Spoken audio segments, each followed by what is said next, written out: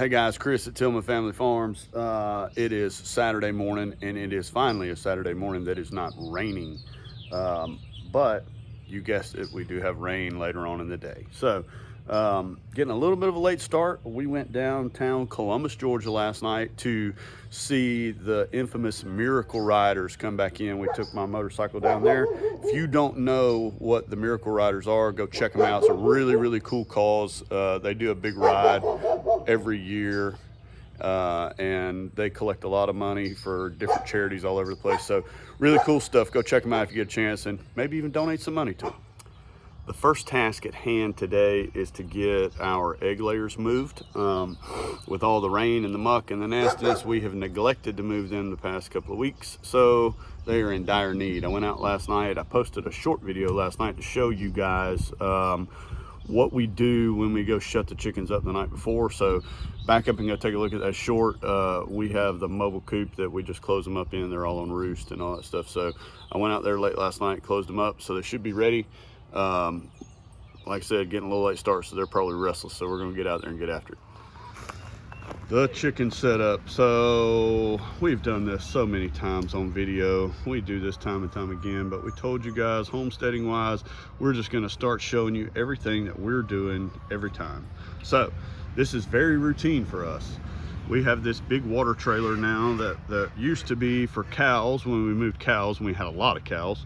But we have our Stark line netting set up, and then we locked up the chickens into the mobile coop last night. So we're gonna take this netting down and we're gonna move it. And before we close it all up, actually we're probably gonna move the coop first, right? What do you think? Yeah. Move coop. So we're gonna, we're going. Yeah, we're gonna open this trailer up, or open this trailer, open the netting up. We're gonna hook to the trailer and move it probably over in that area, and then just kind of take the netting in around it. And then we're probably just gonna move them through this area. We're gonna try to get the sheep up here into this over the next month or so. So let them get as much of that as they can as they come out of the pastures and stuff over there. So that's kind of the plan. I'll explain the move as we're done with it. I'm not gonna try to video this stuff. There's tons and tons, but a couple different ways you can do it. You can set up another set of netting over there and just open this one up to the new set and pull the coop through to it. That way you don't have to lock up chickens. But we started off very young and very poor and didn't have a lot of money for a bunch of netting, so we used the same netting and locked them up so that we could pull it into it and move the netting itself. So we're about to get to work. You guys hang out with us. So this is the process, right? Taking the fence down. Smile, babe. Old-fashioned girl over there.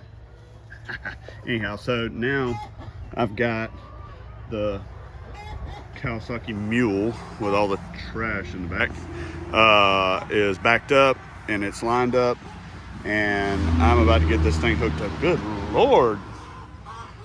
Boy, the natives are restless today. Anyhow, so this is where we're at. This is part of it. If you're gonna do it every day, you gotta learn how to do this stuff.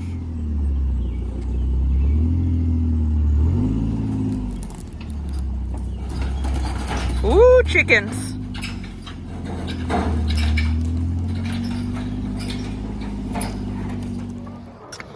Just like that, it's back in place. We've got our Stark line gate over there set up. We're trying to get it set up. Jamie's starting to move some stuff. Getting close. Getting close.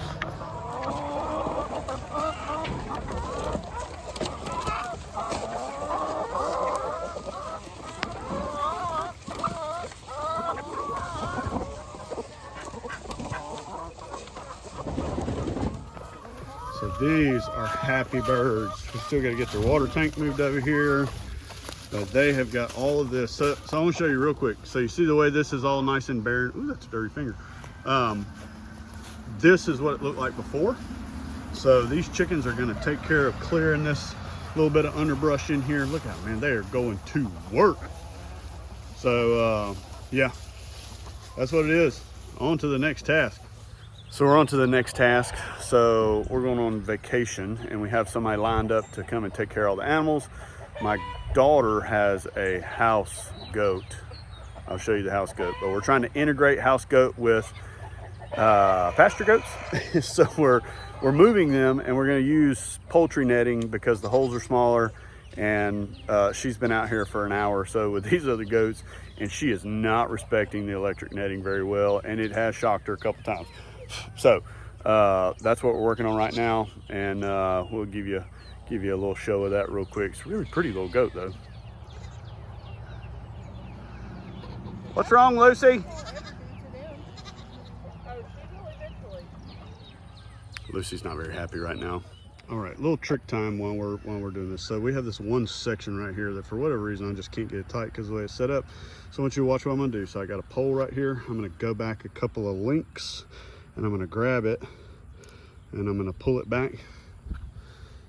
So basically you're just pulling the top section back. So the bottom was tight. Pull the top section back a couple of links and just wrap it over your pole right there. Goats are moved.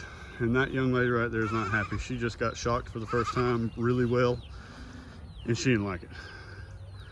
All of her new friends are over there. So Lily, my daughter, is gonna stay out here for a while and supervise and see how this goes. But Jamie and I are gonna be working on moving the sheep. All right, on to the third task. So we're gonna be leaving, next weekend we're leaving to go on a family vacation for a whole week. So we are moving the sheep into a really, really big paddock that should last them for 2 weeks. We do have a farm sitter that's going to be here every day, but we're enclosing the barn in this just in case we have really bad weather or something like that. Sheep have a place to go run and hide, but they're going to get, let's see if I can turn this thing around, all of this back here behind me. Some of that over in this other section over here is almost waist high. There's just a lot of stuff in here. There's a lot of, it's, nice and probably past my ankles up around the barn. So this is a lot of area for them. And I'm sure that they'll get themselves in all kinds of trouble in the loose stuff in the barn too. So this is what I'm working on now. This is going to be 3 sections of netting that are 164 feet long. And once I get this set up, I'm going to go back to one of these other ones, and I'm going to show you guys why we love the netting so much, and it's so convenient to us. When I get done with this, we're going to have set up 3 different paddocks for 3 different types of animals, and none of it's permanent, and it didn't take us 3 weeks to get it all put up. It took us a matter of a couple of hours. This stuff's great. You'll want to get some if you're going to be homesteading for any time. Promise. Another little trick with netting real quick. So when you have a corner like this, sometimes when you make the 90-degree angle, this pole wants to pull in like that. So I just take some other temporary poles and I'll stick it in, grab a wire at the top, and I'll push it over, and then I'll wedge the bottom of it in where I want it, and it'll keep it nice and stretched out tight down through there. Anyhow, we've got this big paddock set up. It is all the way over there, and then all the way around the other side of that barn. So we're gonna go over here and start trying to get them worked over this way. These guys have learned a lot since they've been here, so I really think they're gonna move right over. They have learned this system of grazing pretty well. All right, notes. So this is my new sections. One starts here, and they go this way, that way. These are my old sections. Sheep are in this right there. So I'm gonna take this one down and this one down to let them into the new paddock. So that's what I'm fixing to work on now, and see how quickly they react. It's all opened up. I'm not gonna put any pressure on them. I'm moving water and setting up the charger, the fence charger and all that stuff right now. So they will notice in a minute, and hopefully they will all come on together. And just like that, these guys are successfully moved. So talk a little bit about this other paddock and how long throughout the day this took us, and what we'll do the rest of a day like today. And that's homesteading, man. I mean, it's all about getting as much done as you can. So let's talk about it. All right, so all the work that you've seen, me, my wife, and my daughter helped some today. We have gotten this done all before 12 o'clock. Sometimes it may take a little longer for other people, depending on what kind of shape somebody's in or whatever, or how much you know and don't know. We've been doing this for a long time, so it gets easier, I promise. We still have a lot of things that we want to do today. We've got some chickens to sort for new egg layers that we've hatched over the spring. When we hatch, they're in different stages, so we'll move those guys around. We may do a whole different video on that just to have it, but